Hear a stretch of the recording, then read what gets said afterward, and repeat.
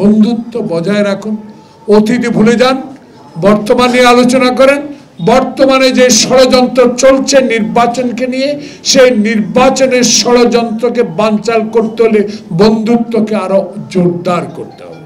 যারা ৭১ নিয়ে কথা বলে, ৭১কে গ্রহণ করে নেয়, তাদের কাছে যদি এখন তারেক রহমান রাজনীতি শিখতে হয়, খালেদা জিয়ার রাজনীতির কথা তাদের কাছে বলতে আমার লজ্জা হয়। শহীদ জিয়ার অবদানকে ধরে রেখেছে, বুকে লালন করেছে খালেদা জিয়া, জন্ম দিয়েছে সবু শিকদার রহমতের মতো লোকদেরকে। তার আপসী নেতৃত্বের কারণে বাংলাদেশে সরকার গঠন করতে পেরেছিল জাতীয়তাবাদী শক্তি। সেই জাতীয়তাবাদী শক্তির দল তারেক রহমান যখনই দায়িত্ব নিলেন, তখনই শুরু হলো আরেক দায়িত্ব নেবার প্রাক্কালে আবারই শুরু হলো আরেকটি ষড়যন্ত্র। এই ষড়যন্ত্রগুলো আসতেছে আমাদের নিজদের দোসরদের থেকে, যাদের সাথে আমাদের বন্ধুত্ব ছিল, যাদের সাথে রাজনৈতিক জোট ছিল, তাদের কাছেই ৭১ প্রজন্মের এই ক্ষুদ্র পরিষদ থেকে আমার প্রিয় সাংবাদিক বন্ধুদের মধ্য দিয়ে জানিয়ে দিতে চাই, বন্ধুত্ব বজায় রাখুন, অতীতে ভুলে যান, বর্তমানে আলোচনা করেন। বর্তমানে যে ষড়যন্ত্র চলছে নির্বাচনকে নিয়ে, সেই নির্বাচনের ষড়যন্ত্রকে বানচাল করতে হলে বন্ধুত্বকে আরো জোরদার করতে হবে।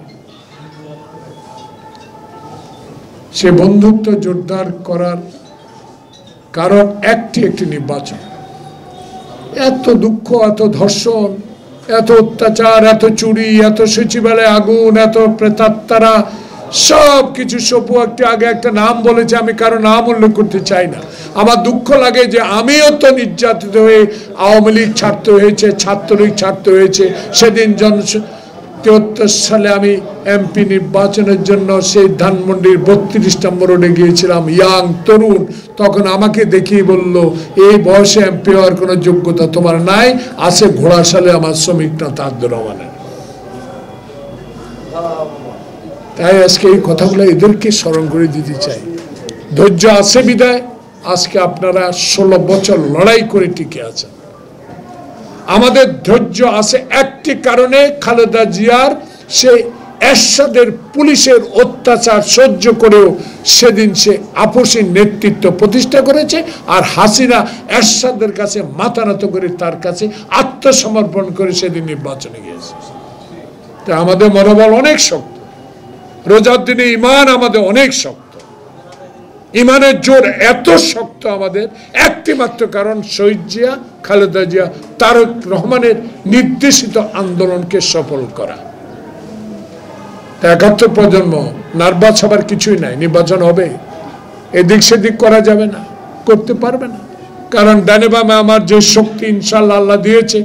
এরা ঢাকা কলেজে যখন বিপি ছিল তখন আমরা তো অর্ধেক বয়স, এদের আন্দোলনের শক্তি আমরা দেখি।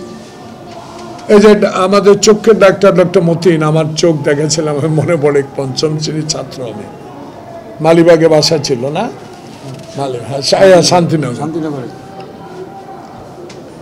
সে লোকটা এখন নাই, এত ভালো লোক, তার সাথে তাকে রাজনীতি করতে দেখেছি, এখন আমাদের সাথে আসছে। এই লোকটার সঙ্গে একটু বলতে হয়, আমি জানি না সে কিভাবে, যখন এই হাসিনা রক্ত চক্ষু উপেক্ষা করে একটা লোক প্রেস ক্লাবে আসতো না, আমরা তখন অনেকে বলতো এটা দোকান বানাইছে। কিন্তু এই দোকান থেকে শুরু হয়েছে আন্দোলনে বড় রূপ। তার নেতৃত্ব দিয়েছে তারেক রহমান।